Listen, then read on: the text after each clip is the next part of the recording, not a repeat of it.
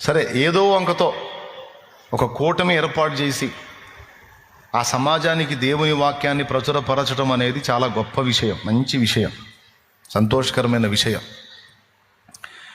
ఈరోజు నేను మీకు చెప్పాలనుకున్న విషయం ఏంటంటే, ఏ హేతువు లేకపోయినా దేవుడు చేసిన ఉపకారముల కొరకు కృతజ్ఞతా కూటమి అని సువార్త కూటమి మీ ఇంటి దగ్గర ఏర్పాటు చేసుకోవటం చాలా మంచిది. కొంతమంది పెళ్ళిని, పుట్టినరోజును, మరణాన్ని, జ్ఞాపకార్థాన్ని దేన్ని వదిలిపెట్టరు.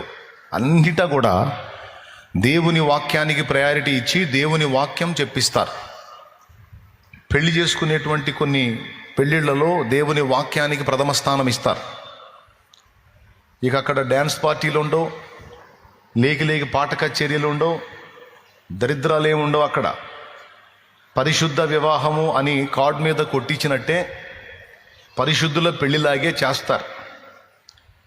చక్కగా దేవుని పాటలు పాడి మయంపరుస్తారు, వధూవరులను ఆహ్వానించి కూర్చోబెడతారు.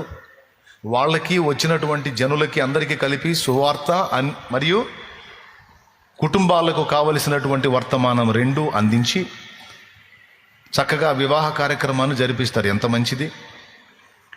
ఏం లేదండి, ఆ పెళ్లి ద్వారా సువార్త ప్రకటింపబడి ఆ రోజు వచ్చిన అన్యజనుల్లో నలుగురు దేవుని వైపు చూస్తే, ఒక్కరు దేవుని వైపు చూసినా ఈ వధూవరులిద్దరికీ జీవితకాల ఆశీర్వాదం లభిస్తుంది.